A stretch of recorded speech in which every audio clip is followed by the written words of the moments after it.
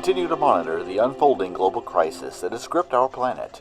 Two representatives of rival extraterrestrial races have appeared on Earth. May mga nag-aabang din ng tulong ng pagtakas o patungong pailalim upang mapalayo sa kagitingan.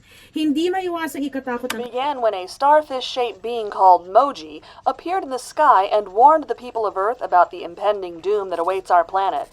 This damage is said to be carried out by the machine-like Mashinra. Gia, a representative of the Mashinra people, have issued a competing claim that the Shimko are, in fact, conquerors. These claims have caused a wave of uncertainty amongst Earth populace. Conflicting ideas abound about which one to trust. Une représentante de la Machinera nommée Gia a émis une revendication concurrente.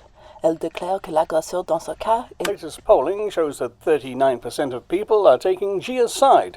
28 have sided with Moji, and the remaining 33% are either undecided or would prefer to, quote, send them both back too. We're doomed.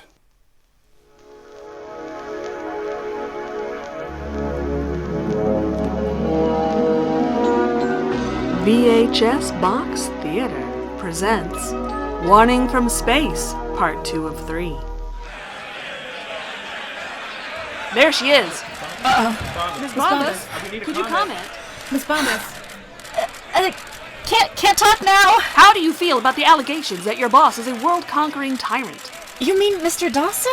I mean, he's angry and dismissive a lot, and he doesn't treat me and other workers very well, but he's not that.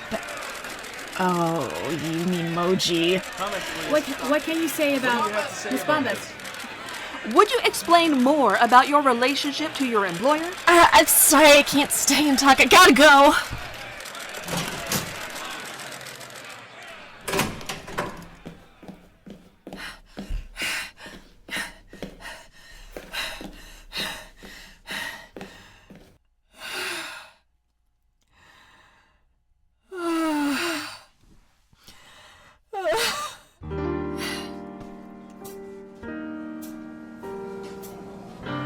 Can't sleep either, huh?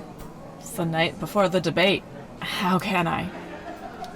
All they're gonna be talking about is whose fault it'll be when the world ends. What can I get you? Completely wasted. Oh, you were talking about her. Sorry. No, that's fine. That's, probably what I need right now. Cosmo, please. Coming up. You okay? I didn't want to say, but you look like... Like a nervous wreck? Like I've been finding a quiet spot to cry my eyes out at every opportunity? You know what? Let's make that a Long Island iced tea. All right, understood. Believe me, I get it. I haven't been holding up very well either. I've just been hiding it better. I guess that's a relief. I don't understand why I'm even in this situation. Yeah, that's something I still don't get. Why us? Why Gia and the starfish guy choose us to be their assistants? I was like the first human Gia met, and I wanted to help, but there had to be better people that she could have chosen for the job. Better people?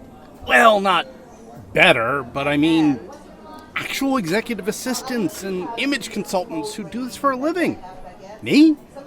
Every time Gia asks me a question about why humans act the way we do, I have to say, I don't know.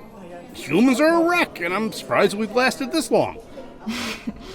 Maybe they chose us because they want a human perspective. Well, we've got those, but what happens if we give them a perspective they don't like? Story of my life, really. Disappointing people, I mean. Especially my dad, the 4-star general. Can you imagine what that's like? Not really. I was raised by my mom and her partner. I'm guessing a general for a father is a lot to live up to. He doesn't even want me following in his footsteps, but he had my civilian life all planned out. He thinks I should have had kids by now, quit my job, become a housewife, married to somebody he approves of. Instead, I'm single, childless, and a production assistant. And now you're an alien's assistant. That's gotta raise your profile, right? Considering Dad may end up launching missiles at Moji? Good point. And if he doesn't end up fighting your new boss, he'll fight mine. It seems so unreal, doesn't it? We're talking about the world ending.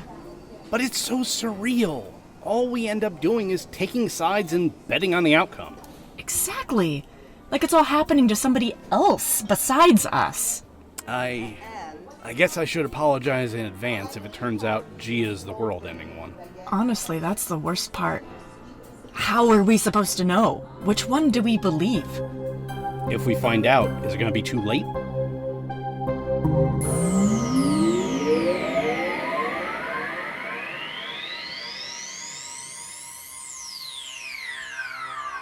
Stand by. Going live in 3, 2.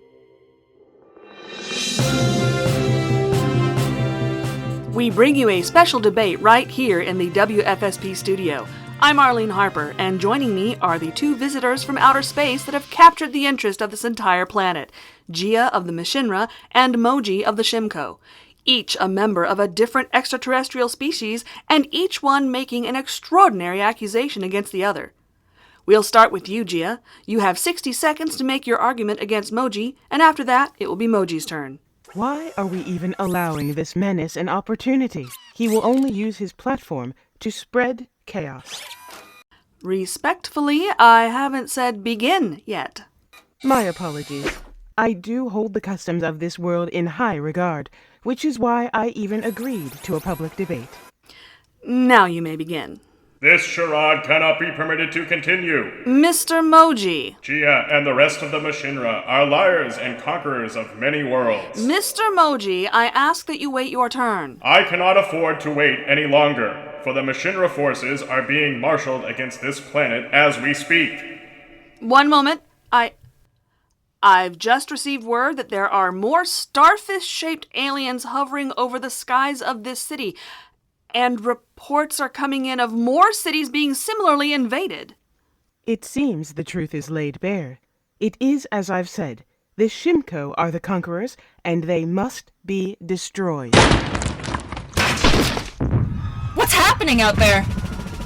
Miss Bombus, the starfish aliens have started opening fire, shooting energy from the skies down at our major cities. They're what? Yeah, they're freaking what? Pay up, Dawson. Miss Bombus, your father's tasked my unit and me with getting you to safety and apprehending that starfish. But... Let's go! There's been a mistake.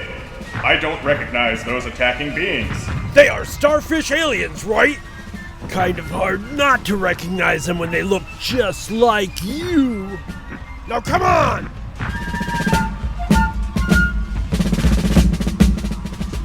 Come on, Miss Bombus, into the Jeep! There's so many of them. Yeah, and their energy beams are getting closer, so let's move!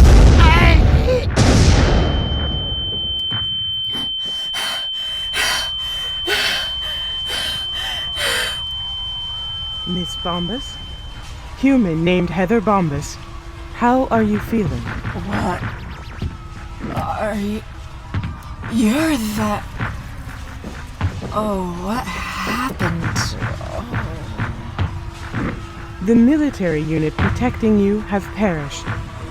More of the Shimko continue to rain destruction from the skies. We must hurry. I will lead you to my ship. Are you able to stand? Oh, sure, I can... Okay.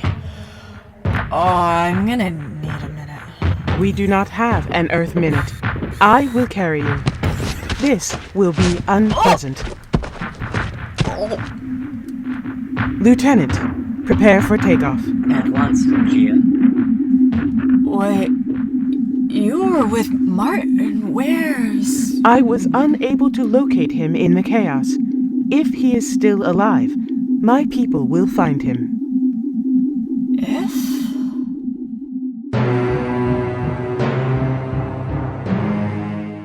You've been listening to Warning from Space, Part 2 of 3, a VHS box theater production written by David Ellis, produced by Chris Honeywell, and performed by the Akadekaganagon Theater Works. David Ellis was Dan Corman. Nicole Tomty was Arlene Harper and sultry 80s voice.